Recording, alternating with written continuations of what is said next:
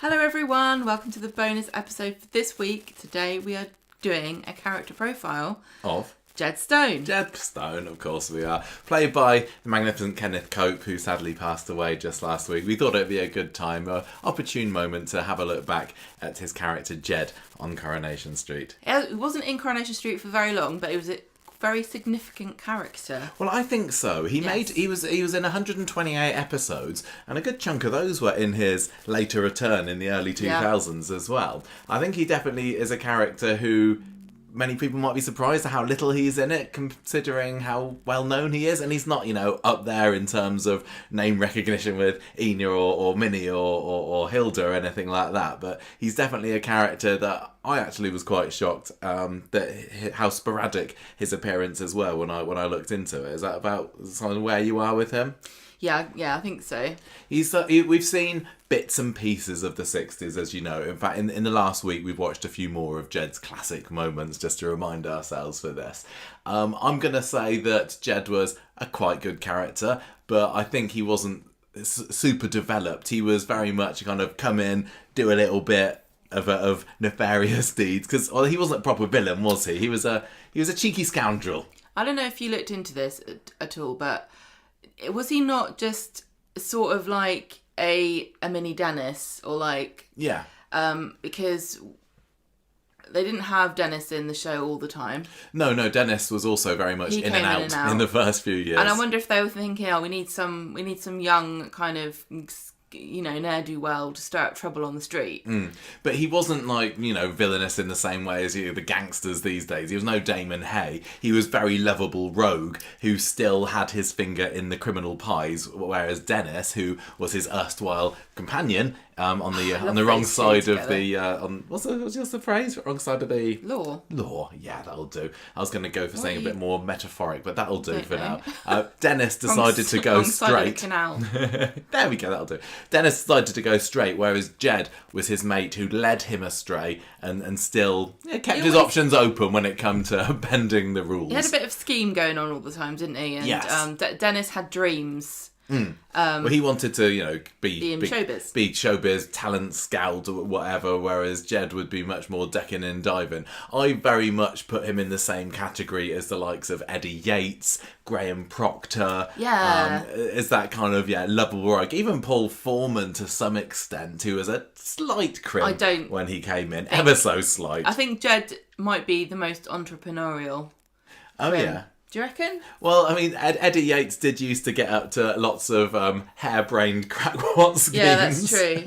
Whereas from what I've seen of Jed, he had a bit more going for him. Like, you could say, this could work. One thing I miss about current Corrie compared to old classic Corries, no matter what era they're from, is that there's no proper ducker and diver or someone with a scheme on, Even Auntie Pam's probably the last... Oh my gosh, yeah, Pam Hobsworth she's had a female. A scam going, didn't she? Yeah. So, and she knew that what she was doing was wrong and against the law. She just hoped that she'd be able to get out of it if she needed to. Bernie might have been a bit more like that if she'd been given different storylines. But yeah, I really like the characters who just always grasping for money and coming up with ideas and weird ways of doing it, because... It's fun to watch. Yeah, and you've got to be charming, and I think Jed absolutely was that. Those kind of characters. And is that why, and there's no reason for me to do this, but I'm going to do it anyway, a bit of Chesney bashing, is that why Chesney has never really made it as an entrepreneur? When he was young, he had had a bit more going for him, didn't he? Because he had his cute looks. Yeah. And he used to have his dog stand at the market. And since then, Chesburger... I think that Chesney, we will get back to Jed in a minute, was maybe when he was younger, he was a bit more willing to bend the rules a little bit. Well, I think under Scylla's instruction, quite a lot. But I love the scammy people, and Jed Stone was definitely a bit of a scammer, wasn't he? And he was played, like as we've said, by Kenneth Cope, who definitely had that really cheeky chappy aura, but he had like a warm, kind heart. There, his relationship with Minnie, who he called Ma, that was a really important part of kind of softening his character up and not just making him just a bit of a naughty Yeah, from what I've seen, he obviously had friends on the street. He came in as a colleague, in the criminal sense, of Dennis Tanner, but he also became friends with the likes of Doreen and Sheila Birtles as well. So he had mates on the street, and they were all very much straight. They were... Yeah, carry on. You interrupted me to tell me I was just to going to say, we carry on. haven't even done the... Oh, yeah, we'll get there into it. We'll get there. I know, but I think it was the relationship with Minnie Caldwell in his longest stint in the mid-60s that really set him on the pedestal of, he's a nice guy, really. Because Minnie was a simple type, and she probably wasn't quite aware of everything that he'd done on all his naughty schemes, but she loved him, so we loved him too. So, the character of Jed Stone, he was born on the 6th of March, 1940. His dad was called Spider Stone, which is not a sort of spider. Well, this confused me a little bit. Yeah, and I because don't he's got a person later on who's called Spider Web. As for a character who's only made 128 appearances, he's got two significant-ish characters in his life called Spider. And neither of them are Spider Nugent either, of course. So there's 3 Corrie Spiders, and 2 of them are linked to Jed Stone. You've got his dad, whose nickname was Spider Stone. And then, later on, it turns out he's got a mate called Spider Web. So I don't know. Spider Stone. I don't know whether the writers were just a little bit, that'll do. Yeah, well. A bit devoid of imagination there for that one. Well, they spider opportunity. Yeah, they did. He doesn't have a mum. He didn't have any brothers and sisters. But he first appeared... As far as we know. On the 24th of April, 1961.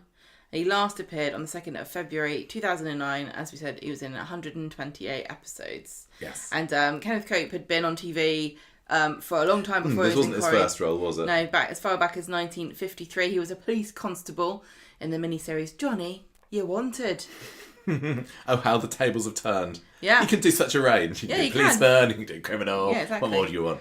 He was also in some mini-series like The Adventures of Robin Hood. He's in 3 episodes of that. And he also did some episodes of ITV Playhouse. I think if you're on telly in the 50s, you probably did ITV Playhouse, or was there a BBC equivalent? I don't know. Which, I've never seen any of it. But in my head, it's like, they're still working out how to do episodes of TV, so they just put on a play. Yeah. And people at home who aren't quite used to watching TV yet, and I don't know what they want, go, oh, this is a bit like we're at the theatre on the tiny screen in black and white. That new Tom Hanks film, is it called Here or something? And I don't know that. It's got the Robin Wright is her name. Who was in Jenny and Forrest Gump. So they're both in a movie together again. Oh, that's nice. But I think it's called Here. But the gimmick is that it's filmed from a fixed point in their living room. Right. That's a play. Yeah, I guess it is. I mean, I don't even know whether ITV Playhouse had, dare I say it, moved 2 cameras. Like, was it a multicam setup? Who knows? But yeah, as we say, so Kenneth Cope was not a stranger to TV when he arrived on Coronation Street. And when he did come in, it was just for the odd appearance here and there. He wasn't an original because, like you said, was it April he made his first appearance, and Corrie started the previous December. Yeah. But there was definitely an idea of this Jed Stone character in Tony Warren's head, surely. Well, yeah, because he was the reason. Well, he and Dennis were in prison together. So the first episode had Dennis Tanner in it and Elsie Tanner, and she was bemoaning the fact that he'd just come out of prison. And it was with Jed that he, got in trouble in the first place. Yeah. I mean, I guess we don't... I can't remember. I'm sure this isn't the case, that Jed wasn't named that far back. No. Obviously, Coronation Street, when it was first written, was only going to be, 12, 13 episodes long or so. So there was no need to go any further than that with backstory for these characters. But when they decided, I think we've got something here, lads. They thought, well, let's expand Dennis Tanner, very popular characters, friendship group, and bring in the guy that went to prison with him. So Jed was born in Liverpool. I didn't realise until a couple of days ago that Jed is not actually his name, it's John Edward Stone. He could have been Jedward. Yeah, not only was he a proto Eddie Yates, he was also a proto Jedward. So there you go. He was born in Liverpool, and I think that this is perfect. And Corrie has got a history of scampish Liverpudlians. Yeah. I mean, Phelan, the ultimate scamp. So very and obviously scampy. Eddie Yates as well. There's just something about that accent. And Sorry also to all Cassie. yeah, Cassie, exactly. Current There's scamp. just something about that accent There's that a makes you thing. think, whoa. Manchester and Liverpool, I think. Yeah. Zip up your wallets. Oh no, we don't. But I love. Don't trust either of them down here. I love the Liverpool accent, and I mean, even you know, I was talking you do. about Lloyd Mulaney, Lloyd Yeah. Milani on the other podcast a couple of months ago, and on Red Dwarf, his character Lister is also a bit of a Yes. cheeky scouser. I am. We're both huge fans of almost every regional. Just love regional accents We do, in this we country, do. and Liverpool's certainly got a very distinctive one, which is great. Love it. But I do feel sorry for Liverpool that it's got a bit of a reputation of a hive of petty crime. I'm sure What, it's not Coronation true. Street? Well, yeah, I guess so. But they're also great musicians there. So They've got a lot balances going it out. for them. Yeah. Cilla Black. So, what was it that Dennis and They Jed... broke into a newsagent. Oh yeah, that's right. They were in jail. They were in prison for 6 months. Yeah. But I just want to say another thing about how infrequently he appeared, Jed, in the show, and it's partly because Kenneth Cope didn't really want to be in Coronation Street forever. No. And he I think he left when he wanted to, at various points. His first big stint, or big-ish stint, was from April to the end of the year in 1961. And if you know Corrie history, broadcasting history, November 1961, thereabouts, was when the Equity Actors Strike took place. So That was pretty bad. The Coronation Street cast was reduced to a Coronation core of Street. about 13 characters, and Kenneth Cope wasn't in contract, so off he went. It's really fascinating to imagine how differently Coronation Street would have gone Oh, if there totally. hadn't been an equity strike. They really had to come up with some, ideas, and maybe Out there concepts. Was it really? Did it help Coronation Street? I'm going to argue maybe it did. Like, it helped them focus very strongly on a core small group of people out of necessity. That probably helped to strengthen their characters and make people feel like they knew them, because back in those days it was half an hour twice a week, so you didn't have 3 hours a week of intense Corrie. No. So you had to, didn't have as much a long time to get to know people. Yeah, so I mean, like the early there were fewer 1962. helped. Yeah, early 1962, for example, there was an awful lot of Dennis Tanner going on, and I'm sure that he was already a popular character, but I'm sure that did an awful lot to boost his popularity as well. But we get ahead of ourselves. What did Jedstone get up to in Am I doing 1961? Oh, you can do this one if you like. I don't mind. Do you fancy Well, he doing shows up this? looking for Dennis at the Rovers, because I assume he keeps this under his hat, although he's not wearing it the first time we see him. He wants his help to rob a shop on Rosamond Street, but Dennis has gone straight now, Yes. which no one would believe. You mentioned his hat there, which I can't believe we've got nearly 15 minutes into this episode without mentioning Jed's trademark cap. Ina had her curlers. Yeah. Hilda had her curlers. Yeah, No, curlers. sorry. Ina had a hairnet. Hairnet. Ina had a hairnet. God, sacrilege. Hilda had her curlers. Jed's headgear of choice was his flat cap, which he wore in nearly all his appearances. But you're right, this first one in 1961 was the first time, and maybe one of the only times, that we actually got to see his hair underneath. I think he only took his hat off twice the whole time. Once was the first time he appeared, and the second time was when he was in hospital. Yeah, when he comes back into it, 2009. 2008, I thought it was. I can't remember. Well, you've written But- down 2009. Oh, he lost. Oh yeah, 2009. He was hospitalised in 2008, and we saw when he was in hospital, he didn't have a hat on, and even there was a scene in December 2008 where he had a Santa hat, but he liked a head covering, did Jed, and why not? You got to keep your Touch thoughts of class. I mean, back in the day, everyone wore a hat all the time, as far as I know. There were other scenes throughout his stint of Jedstone in bed, and he did even wear his flat cap to bed. warm. Yeah, But- Dennis didn't wear a hat. Did I say Dennis? No, Oh no, Dennis you didn't said wear a hat. everyone wore hats. No, but Yeah, back it was in... very normal to wear a hat. Yes. Right. So he comes back after. Sorry, there's not much to say about Jed. We're just filling the time with random facts and inverted commas. Go on. Fact of the day: people used to wear hats. Come back tomorrow for more. 100 years ago, it was very cold in the head region. Don't say 100 years ago. This is 1961. Right, come on. So he returns 5 months later, looking for Dennis again. He wants to get a job at the Orinoco Club. Now, this is the nightclub Rita used to sing there, the Nightingale, Weatherfield Nightingale. But it, it was a bit of a seedy joint, wasn't it? But before long, he gets a job as the doorman, and he is amused. He finds Dennis practicing his interviewing skills on a teddy bear. Dennis was so funny. Dennis was my favourite, I think. Jed starts dating Jean Stark, who was a factory worker who had controlling parents. Now, she ended up lodging with Christine Hardman, and she was always going, oh, my mum and dad won't let me do this and won't let me do that. Didn't make too many appearances because she was another casualty of the equity strike, but just didn't come back. She reminded me of the one that Curly dated, who had Mummy and Daddy.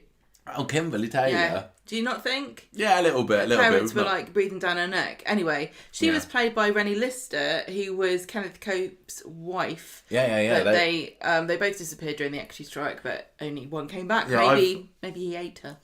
I've read conflicting stories about when the pair of them got married. I read one thing say that just before she appeared on Coronation Street, they got hitched. Another one said just after. But that's quite nice, and it does make you wonder how things could have turned out differently had the equity strike not taken place, and we could have had a married couple playing a dating couple. I suppose Corrie has had real life couples happened quite a few times. Yeah, I mean, Sarah Louise and Jason, for example, Tina O'Brien and Ryan were very. I was thinking of Elsie and Howard. And oh gosh, yeah, of course.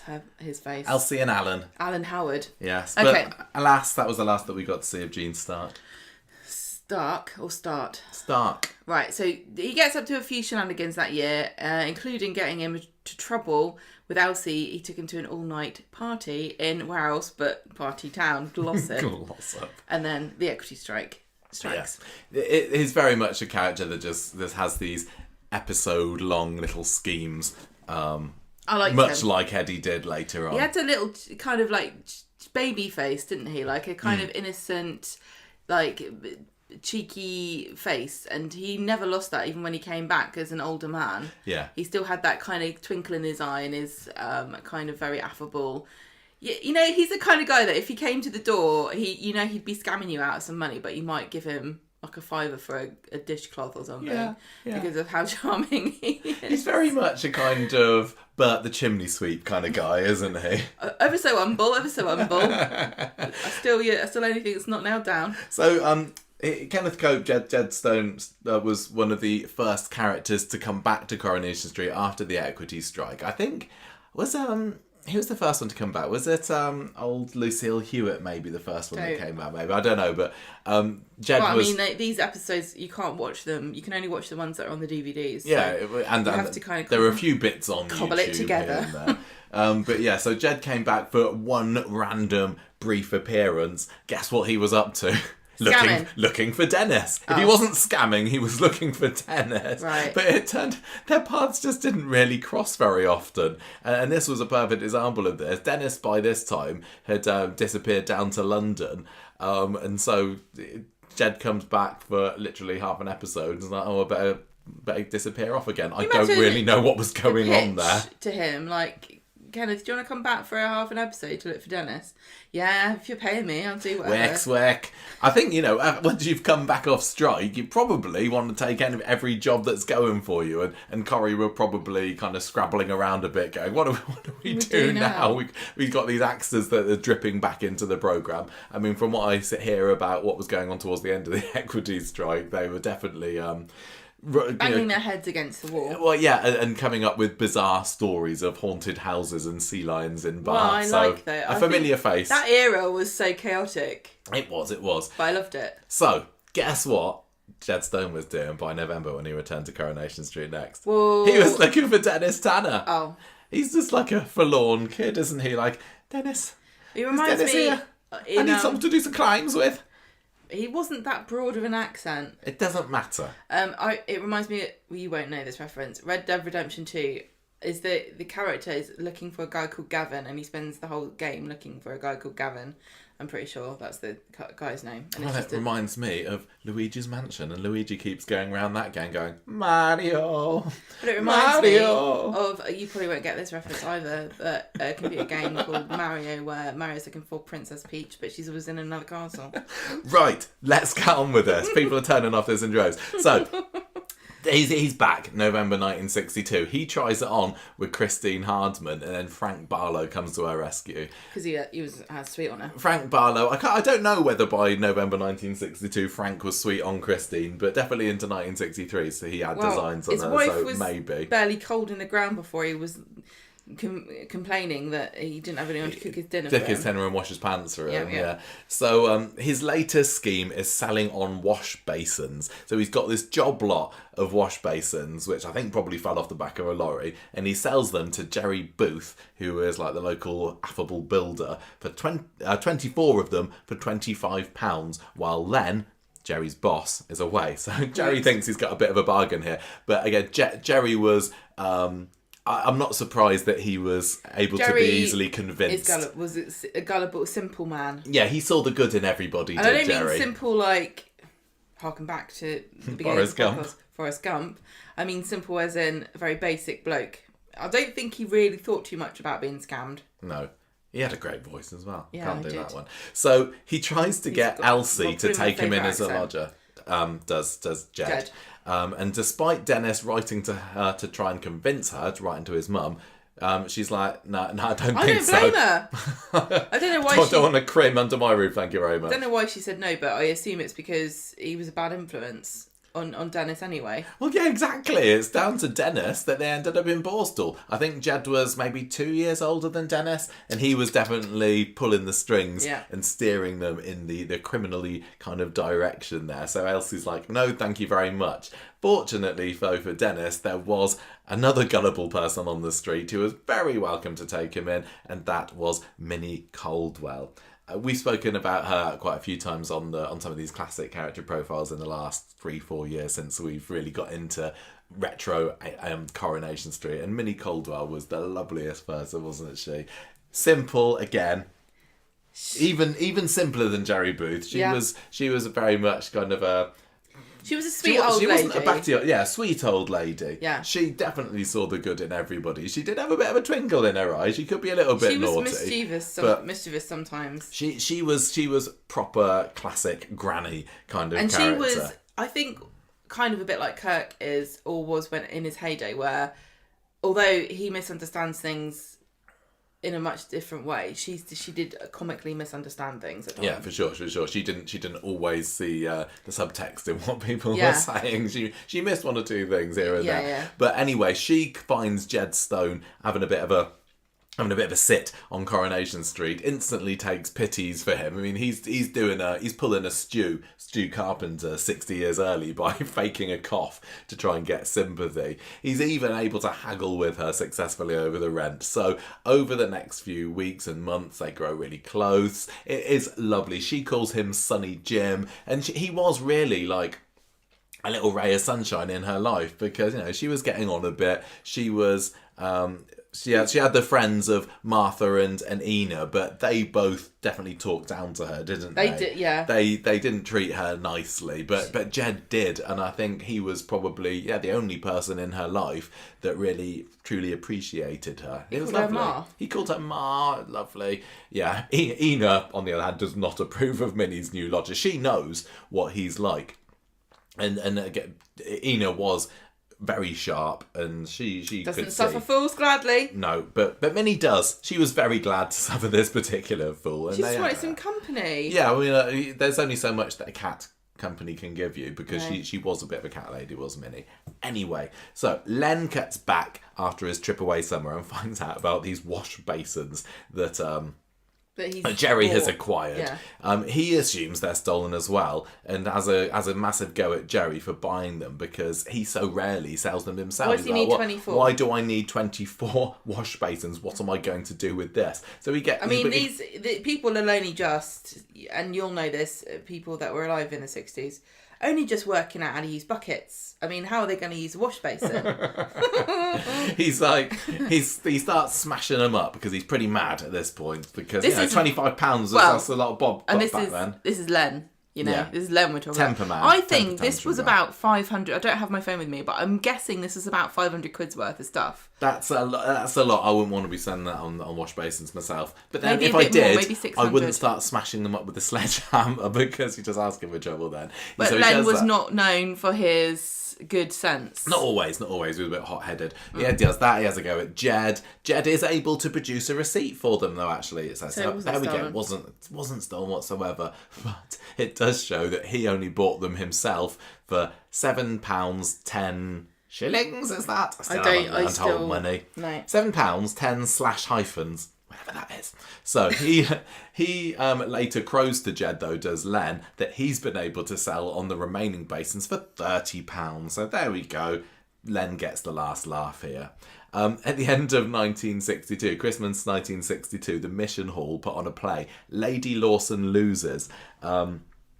Jed offers to help out by obtaining costumes for that, and they definitely come from of dubious origin. And he also gets completely the wrong period in history. So, whoops.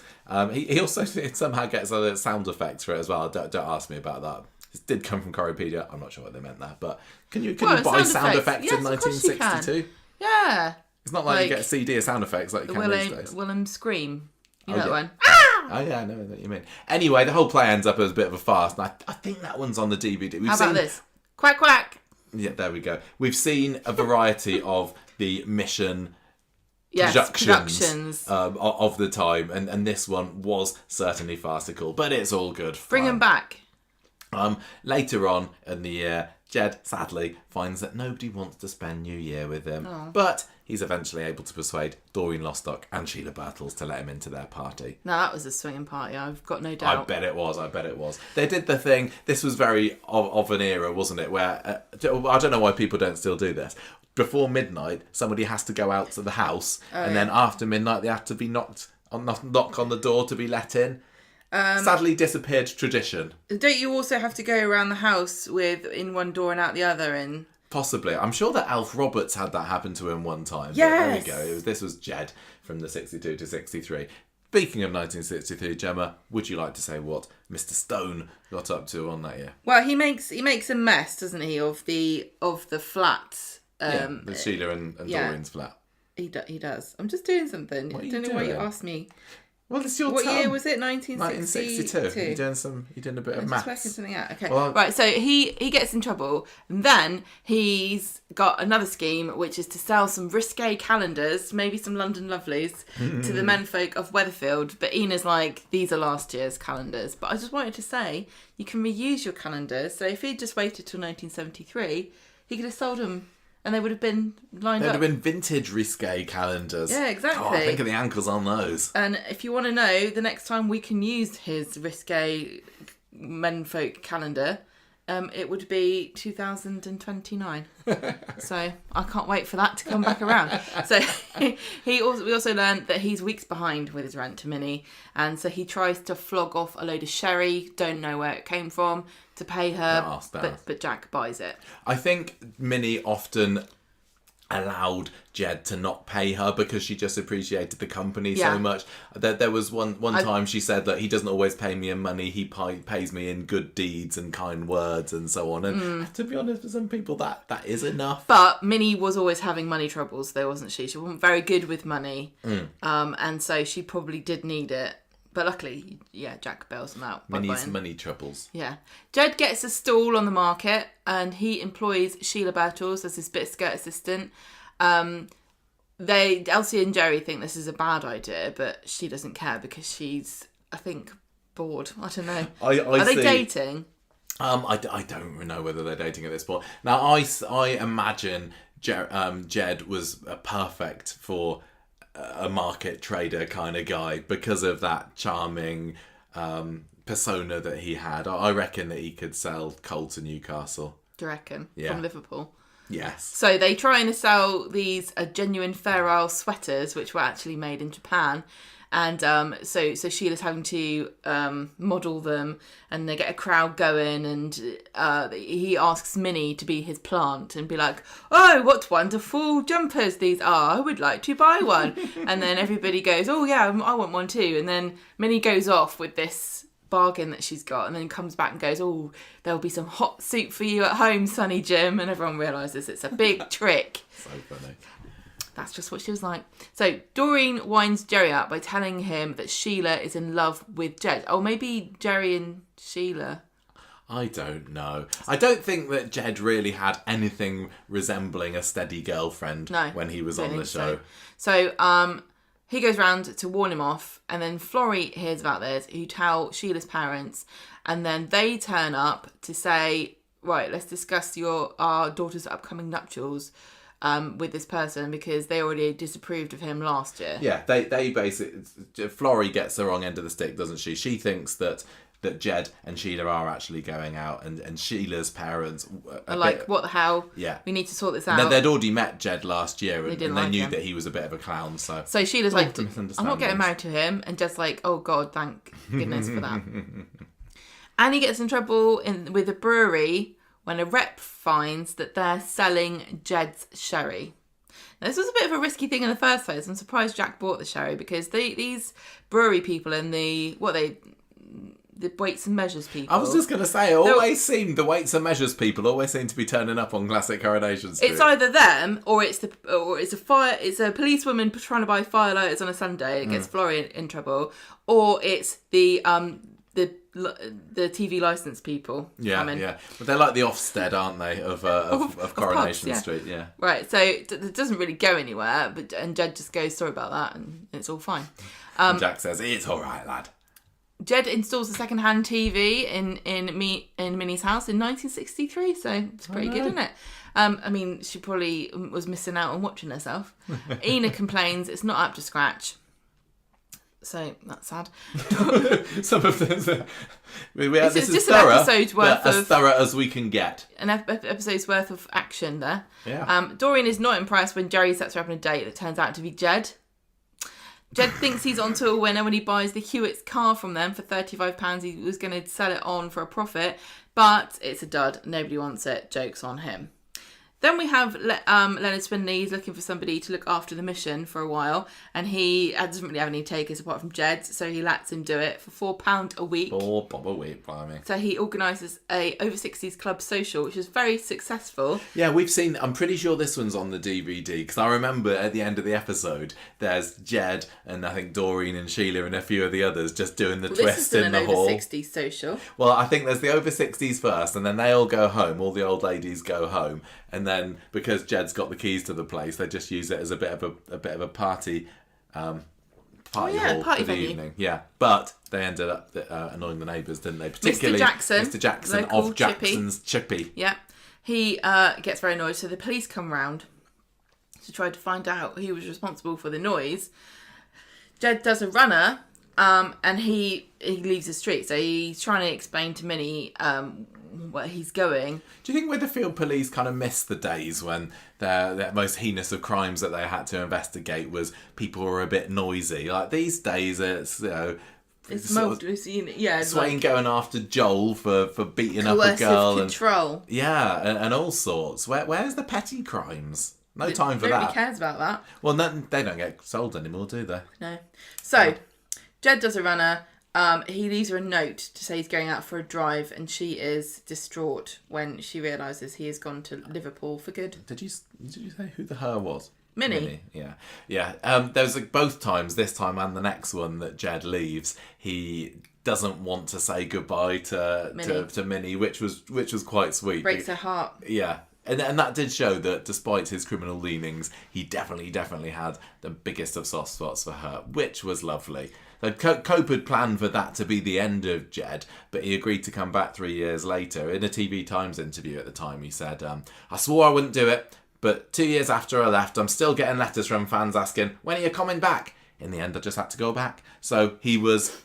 What? Good accent. Yeah, I went all over the place. I went all over with that accent. It was a case of Corrie wanted him back, the fans wanted him back. He was like, go on then. Pressure. Exactly. Imagine being wanted. That would be lovely. That would be lovely. 1966 was his final year in the classic show, and it was actually his most frequent appearance in that. He was in 56 episodes in 1966. No, there can't have been that many episodes. There can't have been more than I imagine there was about 104 or so 104. Per year. So it was about half of the episodes a year, which is pretty good. Lots more criminal schemes, low-level criminal schemes schemes. So he shows up on the street just as the right time because Minnie is having more money woes. He discovers that she's got a loan, is being charged massive amounts of interest for it. So he and Dennis con money out of the guy lending it to her in order to settle the debts. Nice. Then we get, over the course of February, a whole gamut of get-rich-quick schemes from Jed, including putting a fruit machine in Gamma Garments. Don't really know what that was doing there. Hope Emily wasn't too tempted.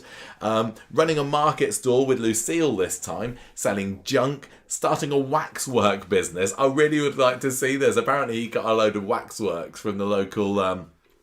models from the Waxwork Museum of like Gandhi and Charlie Chaplin, and he melted them down to try and remold them into the shape of the Beatles.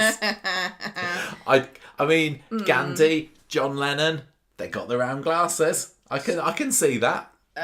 Who's Charlie Chaplin? What do you mean, who's Charlie Chaplin? Oh, which Beatle would he be? I thought you were Charlie showing Chaplin? your massive historical film ignorance there. Paul? Yeah, why Paul not? McCartney? Why not? Well, it doesn't work. It doesn't work. None of this works. No, but he has temporary success with hiring the Archers under the viaduct to expand his business. Little did we know when Gary opened his little furniture tat shop under there that he was just continuing the great tradition of Jed Stone. Yeah, exactly. Because exactly. he also does a similar stuff under there. Sells tat. Yeah, or sells a attempts load of to. crap. Yeah, Jed and Dennis open up this auction room called the Viaduct Bargain Boutique. And so they open it to a big fanfare with a celebrity guest touted, which turns out to be Minnie Caldwell. Who else? And the storyline as this opens is you get Stan Ogden, who flogs them a picture of Hilda's mum to salon. Why would you buy a picture of a random lady? Well, I don't know. Maybe she looks like somebody famous. I'm sure that Dennis and Jed were amenable to the idea of saying it was somebody else, or maybe it was just a fancy lady. Maybe she looked like Queen Victoria. It's not like these days. You can't just open your phone up and have a whole load of lovely ladies to look at. Back then, Do you think Hilda's mum was a looker? She might have been. She might have been. Old Mrs. Crabtree. We don't know. Quite the apple of someone's eye. So The crab apple. Exactly. So within a few weeks, sadly for them, the business is closed. They haven't got hang on. planning permission. Don't worry about the picture because Hilda gets it back. Hilda gets it back. She goes Jed over tries there, to sees sell it it's to on her. sale, and she's like, "Thank you very much, that's mine." So next venture, boarding kennels. Again, paving the way for Kirk and the Sutherlands. But that's just as unsuccessful because the noise keeps the locals up, and they manage to lose quite an important dog there, one called Penelope, who belonged to a local villain called Big Arthur Johnson. Right. So, for some reason, the idea that a big name criminal uses a kennel to board his dog just seems really quaint and sweet to me. I know. Like, you'd think a proper criminal would just like chuck her in the canal and get a new dog when he came back off holiday. I think that Arthur Johnson sounds like a really quaint name for a criminal as well. So he's like, "Oh, I need a nickname. Big Arthur Johnson." What do you think? Now why they'll do you be think he was trembling in called their Big because boots. his surname's Johnson? Big Johnson. Ooh, Austin Powers. Right, so Jed goes to the World Cup. Yay. I don't know much about football, but I know it was on in 1966. We did quite well. That bit wasn't... 1966 for Weatherfield, Coronation Street, and also the people of this country was exactly like the World Cup of Quidditch for Harry Potter. It was. I'm going to say, Big and deal. maybe I'm revealing my ignorance here, what I didn't realise was that when we won the World Cup last, we were holding it here. No, I didn't know that. Oh, good. So it's not just... In this country. No wonder we won. No wonder we won. We didn't have to... We could speak the lingo. Well, we also probably rigged it. Probably. Anyway, that bit didn't get covered in Coronation Street, Good but they for us. did have characters going to it. This was lovely. It was a bit like when they had the Commonwealth Games in the early 2000s. When was it? 2002? 2000? I can't remember. And Norris was a medal bearer. It was a bit like when they had the Quidditch World Cup in Harry Potter. Yes, it was, but I'm trying to link this to Coronation Street. But they had characters going to it. Jed goes there with David, with Stan, some of the other guys. Stan gets into trouble by being a bit loutish. So, What? No way. we don't do that at football matches here. Stan would never. He gives his name to the coppers as Jed Stone. Oops. Whoops. Anyway, that's almost it for Jed. His final exit from the street was later that year after the World Cup, where he finds from his mate, Spider Webb, he was mentioned Spiderweb. earlier, Spiderweb. that the police are onto him. for receiving 60 stolen blankets. Oh my god. What do you do? I feel like stolen blankets are the same as like stealing food, you know? I guess he wasn't stealing 60 blankets because he was very, very cold. No. He probably stole them from orphans. I suppose it was quite cold and wet. It's back in the north, back in those days, yeah.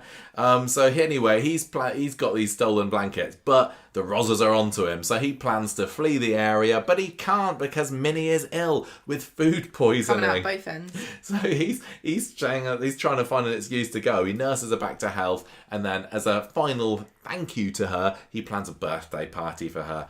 But he knows it's a farewell party. This is a really kind of bittersweet episode, isn't it? Because they're there, he's put the party together, detective turns up to arrest Jed, but Jed, ever the charmer, is able to convince this guy to pretend to be a mate of his, so not to upset Minnie, and he kind of makes out to Minnie that... Well, he says to the guy, can I please go to the party to say goodbye to Ma? Yeah, let me go to the party. Say, you just pretend to be one of my mate. I won't leave your side, honestly. And the guy's like, nah, go on then, you scamp. He's like, we have no other crime going on. No. So, no. Can anyone hear any loud noise? No. It's not Sunday, so firelight is fine. You can sell them. So Jed goes to Minnie at this party and says, look, this is me mate. We're going to go for a wave for a bit. So I'll see you when I see you. And she waves him off. He thinks that he's been able to save her feelings there, but as the twist, the sting in the tail towards the end of the episode is Minnie recognised this guy. He's like the son of one of her friends, so she knows that he's a policeman, and all that time she knew that Jed was being arrested, so she didn't want to say anything because she knew that what he was doing was crying. It's while really they're singing. Crying Minnie is enough to break anyone's heart because she was so lovely. Anyway, that's the last we see of the pair of them together. What a lovely friendship that was. Following month, word reaches the street that Jed's been jailed for 6 months. Stolen blankets, serious business. I suppose it is not his first offence, though, is it? Minnie pretends not to know about it so that Jed won't be upset when Dennis visits him. But anyway, before long, she receives a message to sell all his belongings, and that is it for classic Coronation Street Jed. Now, in the intervening years, because he does come back, we find out that he's in jail a couple of times. He's in and out, but he's mostly going straight. He moves to Liverpool. He gets into double glazing business. That's a scam as well. Well, double glazing is a scam. Isn't it the way they sell it, though? It's like some things you can't buy them in a normal way. It's like a blanket for your windows, isn't it? You can't just buy a car like a normal human. You can't buy double glazing like a normal human. You have to go through these weird salespeople. What is that about? I don't know. Anyway, he sends Dennis a telegram when he marries Jenny Sutton in 1968, so we hear about him every now and then. But by 1973, he's back behind bars again, sharing a cell with, we mentioned him earlier, Eddie Yates. Tea leaf. Exactly. So I do like how we've got that little connection there. Yeah. He does pass the torch on to Eddie, and I think that Eddie was a much more successful character. Yeah. I think Jeffrey Hughes Well, he was in it more. Yeah, he was in it for a good 10 years or so. And also, I think... And then pairing him up with the Ogdens was certainly... they were younger, so they got up to more shenanigans with him, whereas Minnie was just... being taken care of. Jed was a good character, but I'm not going to say he was one that I really, really loved. Whereas Eddie Yates, on the other hand, again, I've not seen a whole load of him, but there's just something about him that made me take to him just that bit more. They both have very twinkle in their eye actors. Absolutely. I think, although, Kenneth Cope's not a super household name, I still think people will recognise him from things. And he's one of these people that, even if you're not sure where you know him from, you see him, you're like, oh, I like that guy. Yeah. I don't remember why, but I think I like him. He's got that aura. Yeah, for sure. Very warm. So by 1973, he's planning to go back to the street again, but he can't because he's behind bars. So Eddie is up for parole. So he says, Eddie, look, can you go to Coronation Street? Go and see Ma for me. Tell her I'm all right. And Eddie goes and doesn't leave for 10 years. Eventually, Jed gets out of prison. So he was responsible for Eddie being introduced to the show. Exactly. Because Eddie turns up to go, I bring glad tidings from Jedward. From Jed Stone.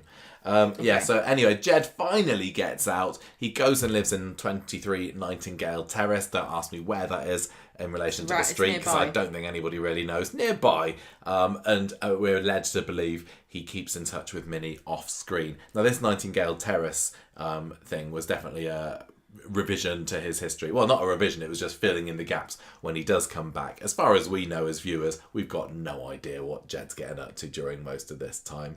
And Kenneth Cope is going on to continue to lead a very successful career in TV and stage and film. But he does also come back a little bit. He dabbles with a bit of Corrie in the intervening years.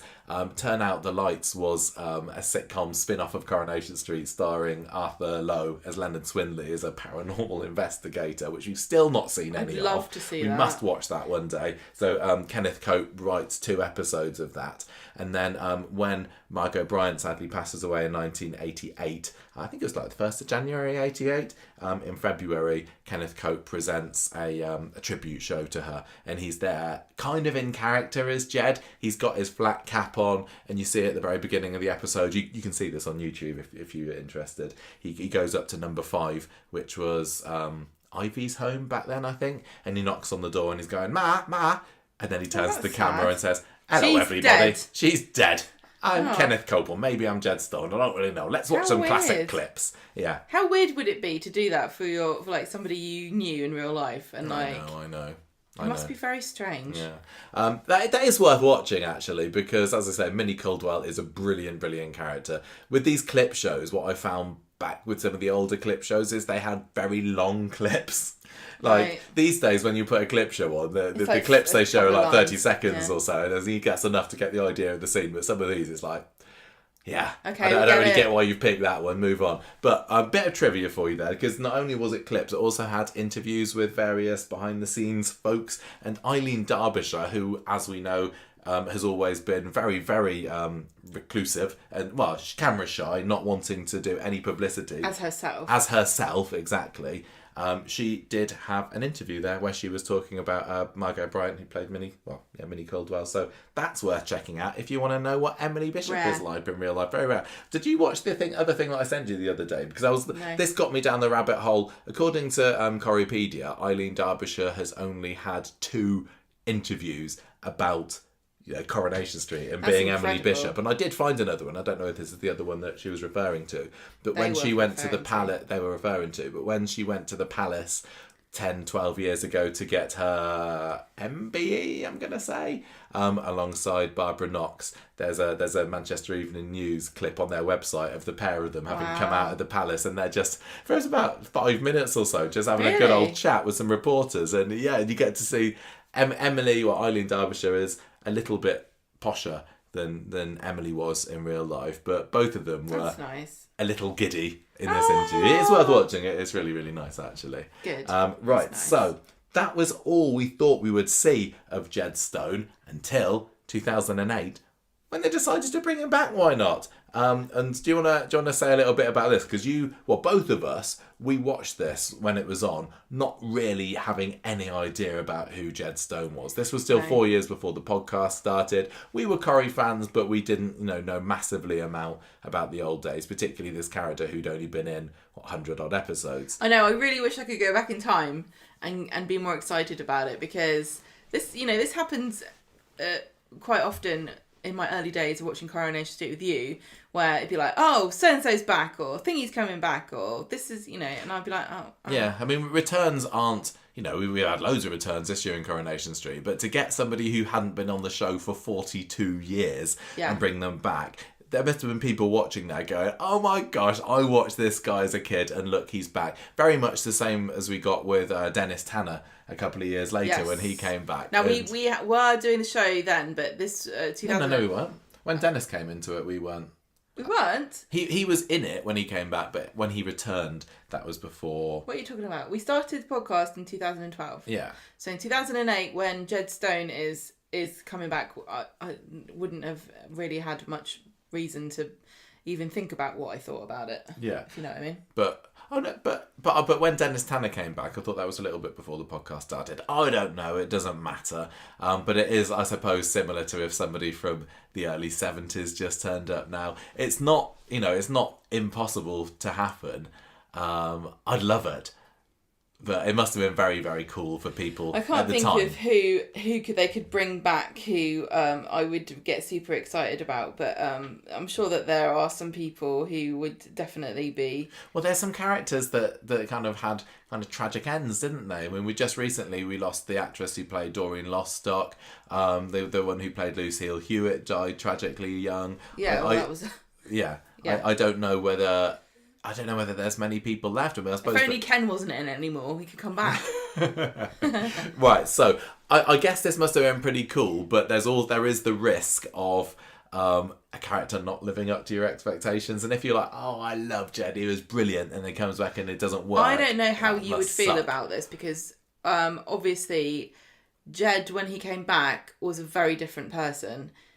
He was fearful, he was elderly, he was vulnerable, and I think if you watched him when he was in it originally, you're not going to be far off that yourself. You're going to be starting to feel the passage of time. A little bit of a And dodder. it might not really, maybe you were young, I don't know, but you might start to think, I don't know if I like this story because it just reminds me of being old. Like, I don't like it when people talk about being old now because I'm starting to feel it myself and I don't like to be reminded, and I'm only 40, so... We watched, I kind of find there's lots of clips of Jed's 2008-2009 return on YouTube, and we were kind of fast forwarding through a few of them the other day, weren't we? Yes. After having watched a few of the classic 60s clips of him, and it's like, it is him. It's amazing. Like over 40 years in between, and he's still got the same mannerisms, the same voice. You're right, he is a different character, but equally he is still Same a hat. bit of a ducker and a diver, and he's still, very importantly, got that flat cap on. And lovely touch, he had a cat called Sunny Jim. Yeah, I know. Well, we get to see in his house, don't we? This Nightingale Terrace house, and he's got a picture of him and Minnie Caldwell on the mantelpiece. Yeah, he looks at his pictures. Yeah, and he's got a little box of memories, Yes. and there's old publicity shots from the 60s in there. It's lovely, Let's lovely. pay Getty for that. Right, do you want me to do this? So, Yes. So 2008, the reason he is reintroduced is because Tony Gordon's up to no good. We could Now have that's a guessed that. villain. Now, that's an accent too. Mm-hmm. He's trying to evict some tenants so he can redevelop the area where Jed lives. And Yeah, the Nightingale Terrace is a bit of a slumland at this point. Well, it wasn't a slumland. I know Tony keeps calling it a slumland, but it was just a house the same as the people in Coronation Street live in. It had, like, trolleys in the street and mattresses against the walls of the house. Shocking stuff. What's the name of that? The Paul Robeson estate. Yeah, it's a bit like It's that. like that. But not an estate. It was just Not a an estate, terrace. it's just a terrace.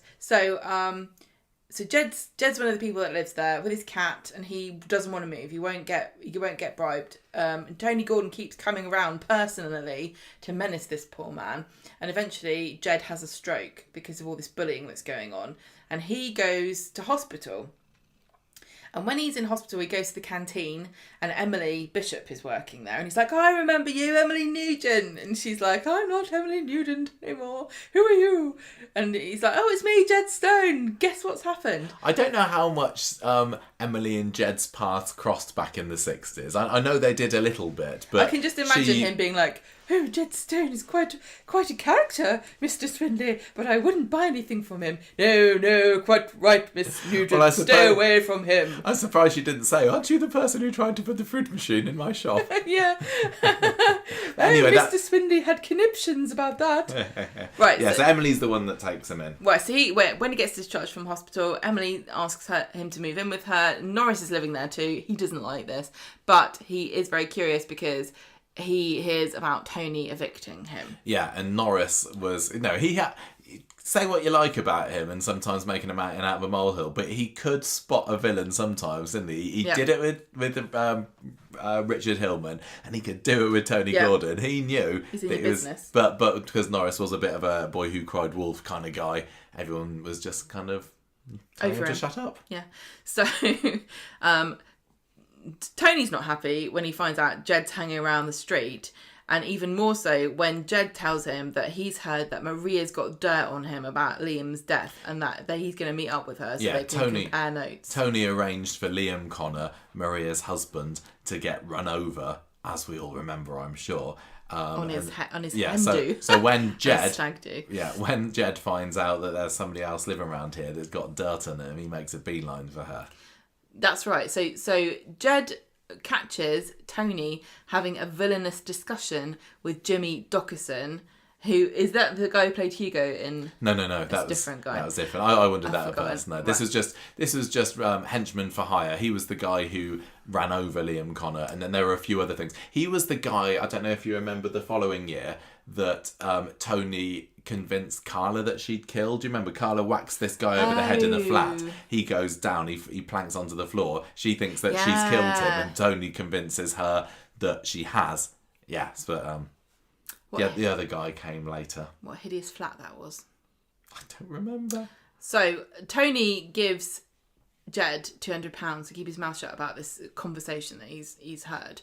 But Jed's like, I'm still going to the police because he wants more money. And this confrontation between Jed and Tony happens in the factory. And quite famously, Tony strangles Jed and bundles him in a wicker knicker basket. It wasn't wicker, it was just a bin. Plastic knicker bin. Well, it was a fabric bin, wasn't it? Yeah. He thinks he's dead, so he just leaves him in there. Well, they have the underworld party that night, don't they? And then they use the basket as a table, and Tony's there like eyeing this basket that they're all storing their drinks and nibbles on, knowing that Jed, as far as he knows, is just decomposing away in there. But now, factory is quite made of tough stuff. Is Jed, a good place to kill someone and leave them in a bin. Yes, it is. It is. Yes. So this is three. Well, Jed didn't die, but this is like nearly 3 people. What? Because we had... The factory is quite a murder hotspot, it really isn't is. it, really? Because we had... We had old Polish Starefauna. Yeah. We had what's his face? Yeah, that's what I'm trying to think of. Who did Stephen Reed kill? I don't remember. What was his name? His dad was called Teddy, wasn't he? Joe? No. I don't. No, Joe Frost was the actor. Yeah, that's right. I don't remember, but he was really bland. Steve. Oh, he's gone out of my Frank. head. Tim. Anyway, you know who we're talking about.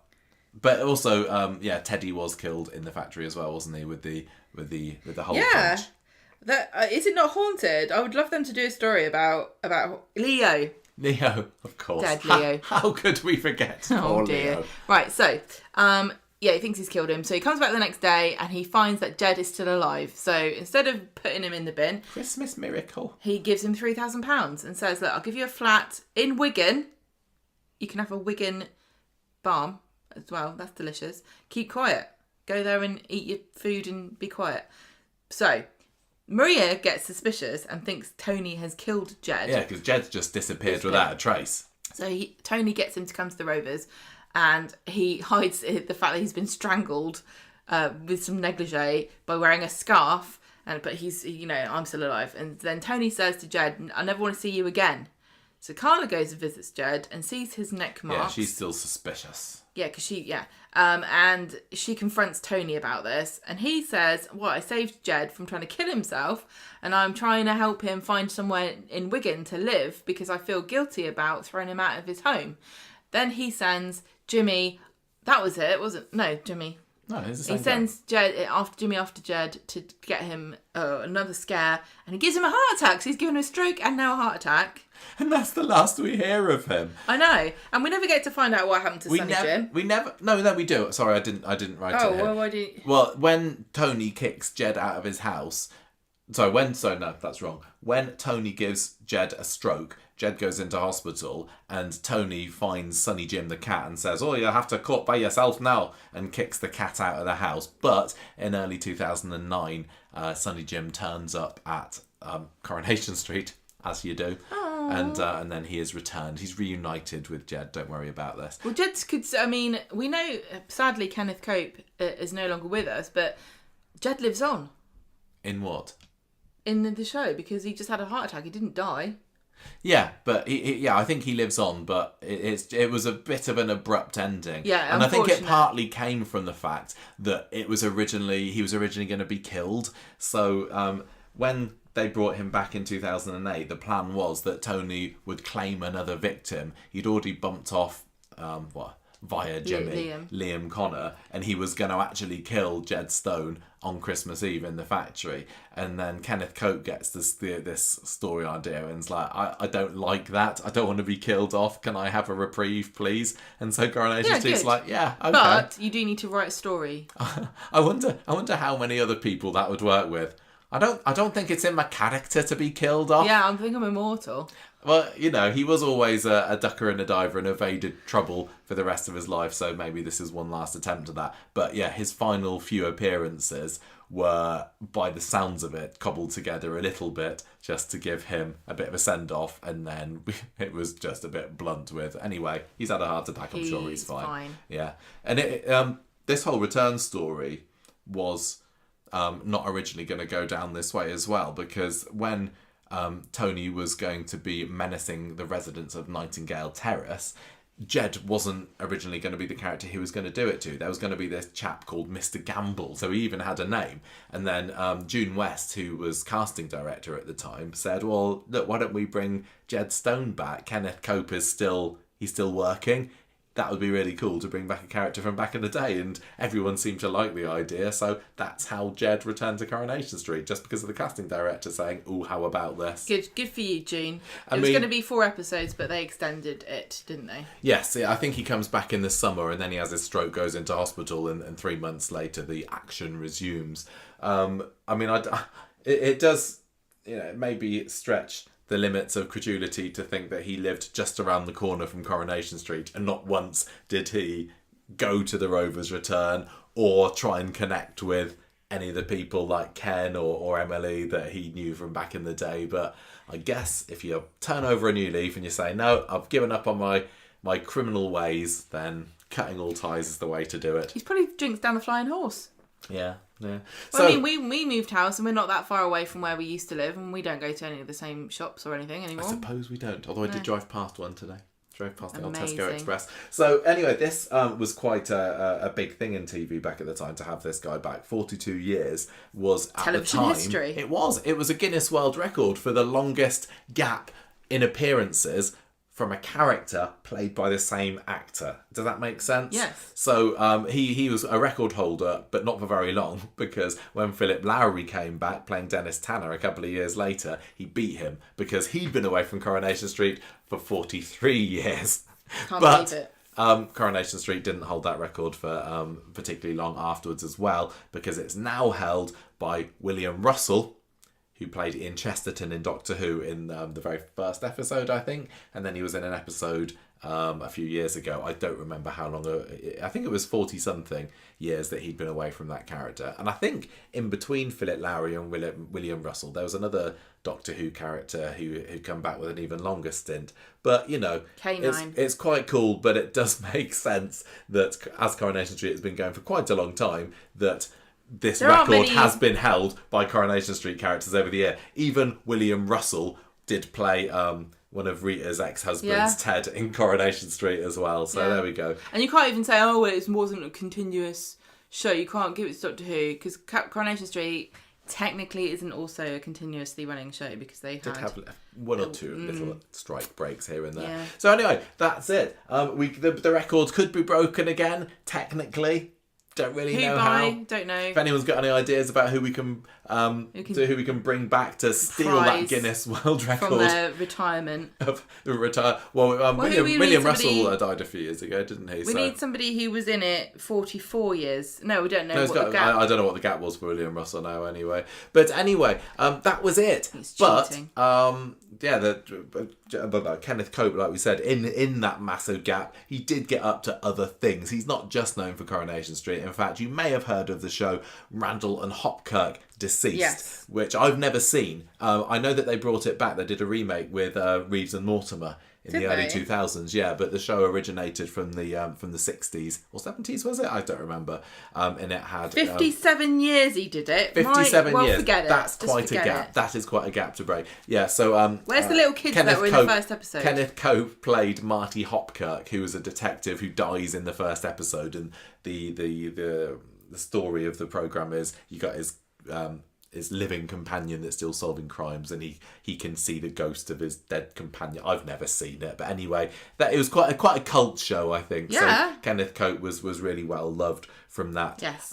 He then in the 70s starred in a couple of Carry On films. He wrote scripts. He did all sorts. He did theatre. 2 restaurants. He opened 2 restaurants as well, and of course he made the odd appearance in TV shows, including, everyone say it along with me, The Bill, Doctor Who. Juliet Bravo. Was he in Casualty? No. No, I might have been in Casualty, I'm not sure. He was in Brookside. He played a character called Ray Hilton in Brookside, the Channel 4 soap between 1999 and 2002. He was actually in 171 episodes of that, so he was in more episodes of Brookside than Coronation Street. Where's that podcast? Now, I don't want to put words in Brookside fans' mouths, but I'm going to say that Kenneth Cope was still better known as Jed Stone than he was for Ray Hilton.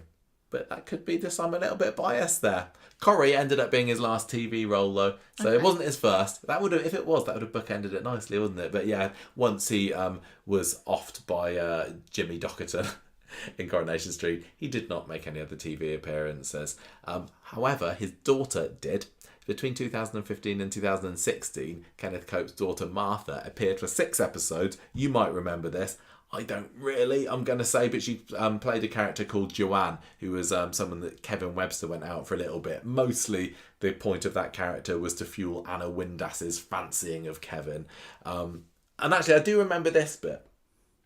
The end of her is that Kevin gets a bit bored with this Martha woman, and Anna sees this and takes the opportunity to get in there by marching into the Rovers and loudly declaring to all and sundry that I'm going to keep your baby, Kevin Webster. It's my last chance to be a mother, so deal with it. And Martha's like, you got this woman pregnant. This is too much drama for me. I'm going. So, well, Joanne. Joanne does, yes. Yeah. Sorry, Joanne, yeah. Martha was the actress. You're absolutely correct. Do you remember that? No. I remember that bit with Anna at the end, vaguely, but... I'm sure if I looked at a picture, I would remember. I don't know whether I would. Anyway, that's it. I was kind of looking for interviews from Kenneth Cope to talk about, talking about Jed Stone. I didn't find a whole lot, although just a couple of years ago, 5 years ago in 2019, he did an interview with Retro Boy. I found a website about it. It's mostly...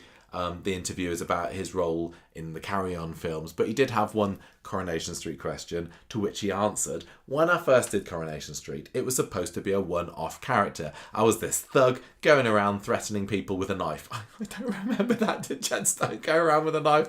And he could apparently still, after all these years, recite his lines as Jed Stone from this stint in the 60s. Because it wasn't even like his first, like you said, it wasn't like his first role, so... Very important to him. That's pretty cool that he could still recite his lines there. Anyway, he went on to say, these days, so many stars have big egos. I never had one, and I'd crucify anyone who was rude or selfish. And I remember once on I've gone Scouts now, I'll just easing myself into it. On Coronation Street, that we were filming outside, and it was freezing. All the extras were stood in the cold for ages, right? And so between takes, I would wander over to them and have a chat with them. I didn't mention that for any self-gratification, but I just think that's how it should be. So there we go. It seems like Kenneth Cope was a nice bloke. In fact, we got one of our listeners called Lucy, who, when we put it on Patreon this week, that we were going to be doing a character profile of Kenneth Cope, she wrote in to us to say that he was, by all accounts, a lovely man because he lived in her town, and according to people nearby, people on the local news groups and such, he was sadly unable to go out for the last few years of his life, but he did used to sit at his window and wave at people when he walked past. That's such a lovely memory. Which, according to Lucy, was very warm and fuzzy. Yeah. So that's nice. It was lovely to know that he's got a really beloved reputation that I'm sure will live on. Yeah, and he was the announcement mentions his family. The announcement of his death. Week, yeah, that's right. And he was still married to Rennie Lister. Yeah. And he had 3 children, Nick, Mark and Martha, who we've mentioned. So very, very sad, but what a long life that seems to have been very well lived. Yeah, absolutely. Because not everybody has got nice stories. Not everybody does. Not everyone does. And there was a real outpouring of love. It sounds like he was really nice if he was just sitting at his window waving at people. That's adorable. Yeah, that is. What a nice guy. He probably thought they were extras. Aww. Well, there we go. That is our tribute to Kenneth Cope and Jed Stone. Jed Stone. Do check out some of his episodes if you can. But he's really kind of there as a side-ish character. Yeah. Didn't make many appearances, but made enough to make a big impression, and that's what you want. He's in some really, big stories, and he was an important part of Corrie's early history, and he made the Guinness World Records. Yeah, and honestly, this relationship between him and Minnie Caldwell was really, Sweet. really, really sweet. If I could use, we talk a lot about AI and how it's evil and shouldn't use I think it. it's great. Well, if you It's could use revolutionised my career. what I just use it for a lot of my teaching. you shouldn't. It's not cheating. It's just a bit time saving. Right, listen.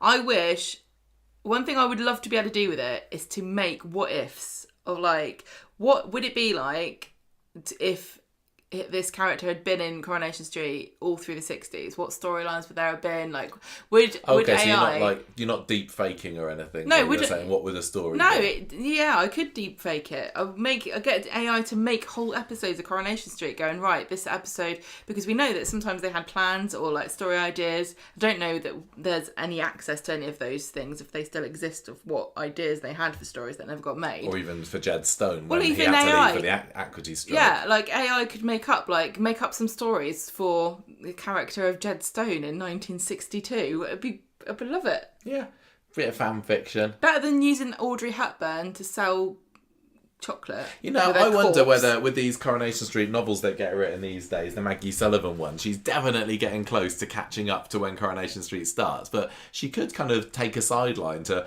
what happened to characters when they left the street, couldn't they? There's an idea for I do you, Max. wonder, whether she's allowed to write about existing characters. I don't know. The books do contain existing characters about what they did before, so I don't see any problem with. I know why they're not allowed what they did afterwards. They're not allowed to sell things with people's faces on, though, are they? They're not. I think that if they did that, it wouldn't be quite as good because it wouldn't be set in Coronation Street. Like, is the adventures of Jed Stone, what he gets up to in Birmingham, really that exciting? Well, I mean, I don't know. The adventures of Leonard Swindley busting ghosts. Oh, made a show.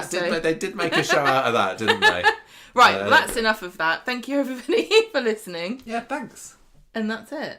That's it. That is it. Why'd you look at me like that for? You just suddenly stopped, like I'd interrupted that's a really fine. important... I really appreciated that because you wanted me to shut up. Sometimes I do like to waffle at the end of these, and you tell me that I like to waffle. So thank you very much for taking the reins there and ending the show. I would pass them back to you to sign off. That's it.